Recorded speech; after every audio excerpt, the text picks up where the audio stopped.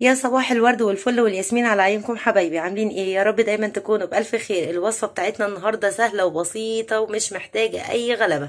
عملنا حبة مكرونة كده سريعة، وكمان حبة صدق اسكندراني كده بتتبيلة وخلطة في منتهى الجمال وطريقة بسيطة جدا. وكمان حضرنا جنبها بقى حبة شيبسي وحبة ليمون مخلل كده. وصفة سهلة وبسيطة، وطبعا أكلة المستعجلين، الأكلة اللي هي ايه، أكلة سريعة وخفيفة. تعالوا بينا على الفيديو عشان نشوف المكرونة حضرناها ازاي، وكمان الصدق بتاعنا الاسكندراني عملناه ازاي، والطريقه بتاعته كانت عباره عن ايه. السلام عليكم ورحمة الله وبركاته، حبايبي واخواتي واصحابي الحلوين، عاملين ايه؟ يا رب دايما تكونوا بألف خير. صباح الفل والسعادة والهنا على عيونكم. النهاردة ان شاء الله هنعمل أكلة بسيطة وخفيفة وسريعة، من الأكلات السريعة اللي ممكن تحضريها كده في ربع ساعة كده، هتكون جاهزة وخفيفة على المعدة. هنعمل النهاردة مع بعض ان شاء الله الصدق الاسكندراني بطريقة جميلة، ان شاء الله هتجربيها هتعجبك. وهنعمل كمان حبة مكرونة كده بالصلصة الجاهزة، يعني أكلة سريعة كده وخفيفة. تعالوا كده نسمي الله ونشوف الطريقة اللي هنعمل بيها الصدق بتاعنا النهاردة والمكرونة عبارة عن ايه. بس قبل اي حاجة نسمي ونصلي على سيدنا محمد عليه افضل الصلاة والسلام. وما تنسيش الفيديو لو عجبك اللايك الحلو بتاعكم والاشتراك في القناة وتفعيل الجرس عشان يوصلك كل فيديوهاتي اول باول. يلا نسمي الله ونشوف المكونات اللي معايا عبارة عن ايه. انا عندي هنا ربع كيلو من الصدق، طبعا مغسول ومقطعه كده ايه، الصبع على 2 أو 3. بصلاية وسط مقطعاها مربعات، فلفل احمر متقطع مكعبات، وفلفل اصفر متقطع مكعبات، وطماطمايه كده كبيره حلوه متقطعه برضو مكعبات صغيره، وطبعا نص قرن فلفل اخضر، لو عايزه تحطي فلفل اخضر حامي براحتك. وعندي هنا نص كيلو طبعا من المكرونه مسلوقه، السلقه العاديه خالص بالميه كده وحبه ملح ومصفياها. وعندي هنا بقى صلصة معلبة، اللي هي 3-4 معالق كده من الصلصة المعلبة. يعني احنا قلنا اكلتنا النهاردة كده سريعة وخفيفة، مش هنحتاج بقى ان احنا نسبك طماطم ولا نطلع طماطم حتى من التلاجة. تعالوا كده بقى نروح على البوتاجاز ونشوف الخطوة الاولانية للصدق. احنا على النار طاسة هعمل فيها الصدق بتاعي، وحلة هعمل فيها الصلصة وهعمل فيها المكرونة. تمام كده، نبتدي بس الاول بالصدق وبعد كده نولع على صلصة المكرونة. طبعا انا حاطه زيت هنا وحاطه زيت هنا، وعلى حسب رغبتك وزي ما تحبي في الماده الدهنيه اللي انت عايزه تحطيها. لو عايزه تحطي سمنه حطي. هنزل بالصدق بتاعي كده، بسم الله. انا هبتدي ان انا احمر الصدق بتاعي.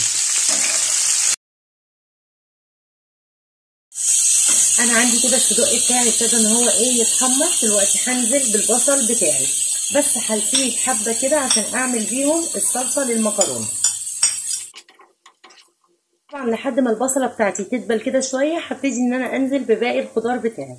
انا عندي هنا الزيت بتاع المكرونه، هنزل بالبصلايه بتاعتي. طبعا لو عايزه تحطي توم بدل البصل حطي، وهنا لو عايزه تحطي مع الصدق معلقه توم حطي. بس طبعا احنا عارفين الصدق اساسا بيبقى مبهر ومتبل، فانا مش بحب احط عليه توم كتير. انا بستكفي بالتوابل بس اللي انا بحطها عليه. دلوقتي بقى هنزل بالخضار بتاعي كله كده على الصدق اهو. عندي هنا المكرونه طبعا، الصلصه، البصله اهي بتتحمر. وعندي هنا صلصه المكرونه، طبعا انا حاطه 4 معالق من الصلصه وعليهم نص كوبايه من الميه او كوبايه من الميه، وهقلبهم كده وهنزل على البصل على طول. هي اكلتنا النهارده بسيطه وسهله ومش عامله كميه كبيره عشان محدش كتير يعني حاجه. هنزل دلوقتي بقى بالطماطم بتاعتي او بالصلصه بتاعتي على البصله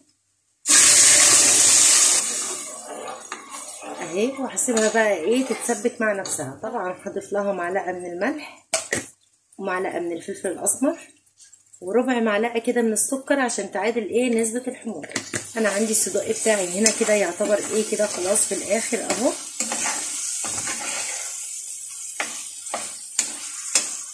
دلوقتي بقى هنزل بالبهارات بتاعتي والتوابل بتاعتي. عبارة عن ايه؟ عبارة عن معلقة صغيرة من الكمون، معلقة صغيرة من الفلفل الأسمر، معلقة صغيرة من البابريكا، طبعا الملح على حسب الرغبة، وورقتين من ورق اللوري. تمام اهو.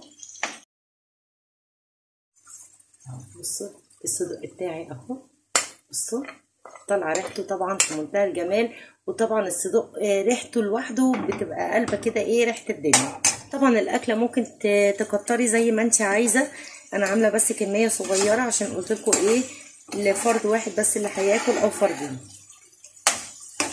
انا كده الصدق بتاعي يعتبر ايه خلص وما فيهوش اي حاجه، مش عايز اي حاجه تانية اهو كله دبل معايا، مش ناقص بس غير ان انا ايه افضيه واقدمه.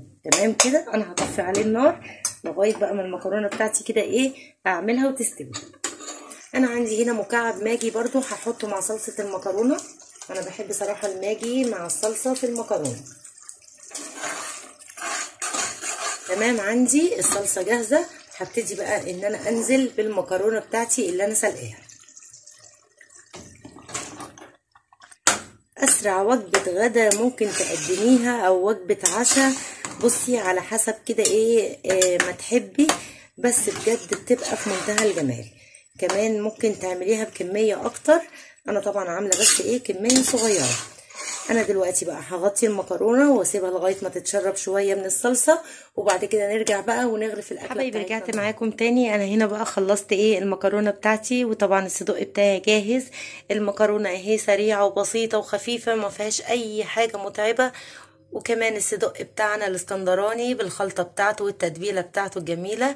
طبعا اكله سهله وبسيطه ما فيهاش اي حاجه، وحطينا جنبها كده حبه ليمون من بتاع رمضان اللي كنا عاملينه ومخليينه قبل رمضان، وكمان بقى حبه شيبسي وكوبايه بيبسي كده، واكله سريعه وخفيفه وبسيطه، والفيديو بسيط وسهل ما فيهوش اي حاجه صعبه. اتمنى الفيديو بتاعي النهارده يعجبكم، واتمنى وصفتنا السهله البسيطه دي تعجبكم. ما تنسوش بقى الفيديو لو عجبكم اللايك الحلو بتاعكم والاشتراك في القناه وتفعيل الجرس عشان يوصل لكم كل فيديوهاتي اول باول.